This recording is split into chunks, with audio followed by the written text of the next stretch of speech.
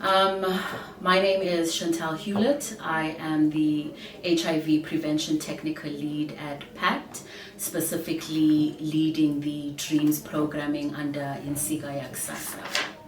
And can you just tell us a bit more about what Insiga Yaksasa is? Okay, so Insiga is an OVC and HIV prevention program.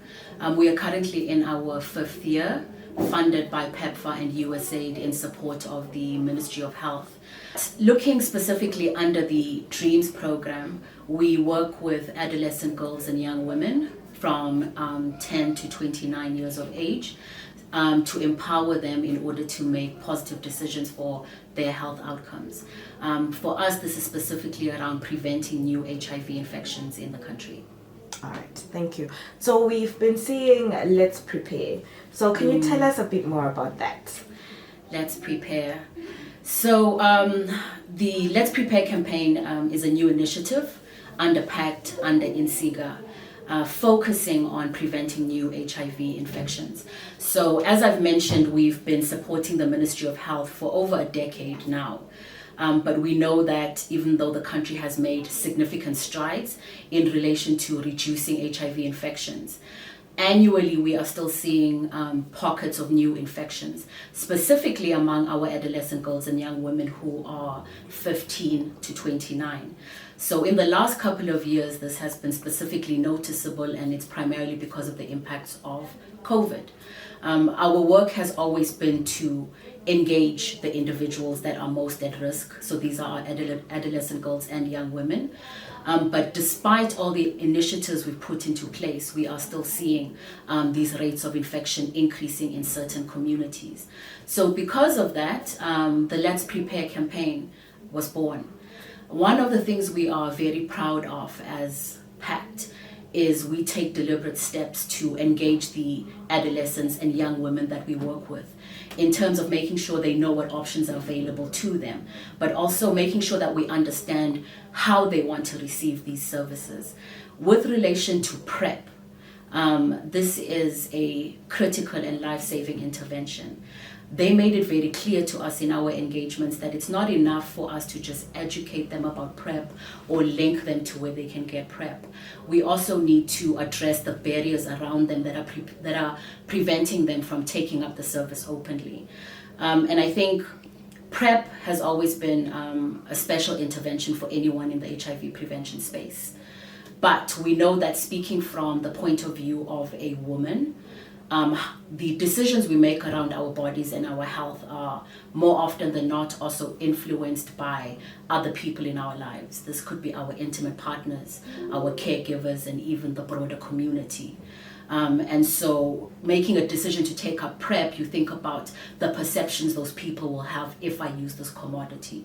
So we need to have interventions that also engage those individuals on a broader level so that they understand what PrEP is and so that they encourage the most vulnerable in our society to utilize these life-saving interventions that are available at this point. All right, so what activities are happening under this Let's PrEPare campaign? Okay, so this is very exciting. So as I explained in the beginning, Insiga has been implemented now for, this is the 5th year. So we've had a number of existing platforms at community level. Some of the initiatives in the Let's PrEPare campaign strengthen that component. We are looking at having intensified engagements with our caregivers, with our traditional and religious leaders. But in addition to that, we are also holding community level activation campaigns where we have reviewed our incidence data, identified communities that are very dense, but are also demonstrating high infection rates.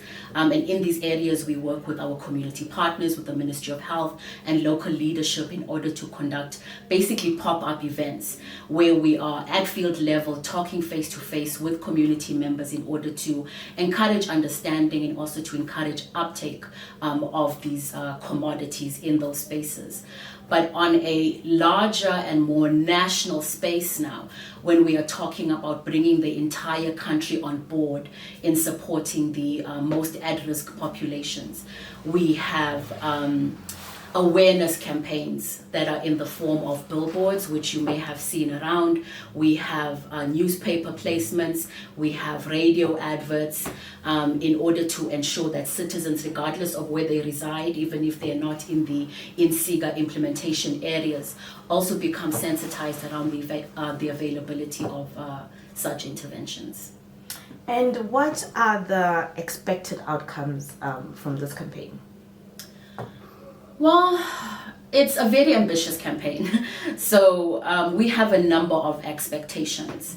I think at the core of it, we want our primary audience, who are our most at-risk adolescent girls and young women, to be aware that PrEP exists, aware how it can assist them, and also know how to access it and effectively utilize it. That is the basic.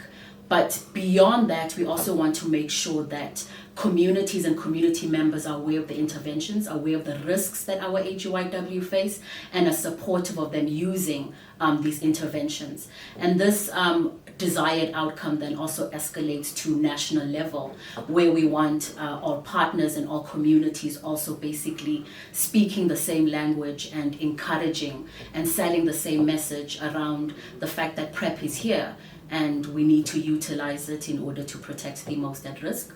So essentially, yeah. Ultimately, I would like to encourage the entire nation, whether it's an organization or individuals, to get behind the Let's PrEPare campaign, so that we can ensure that our adolescent girls and young women and other at-risk groups are prepared and protected.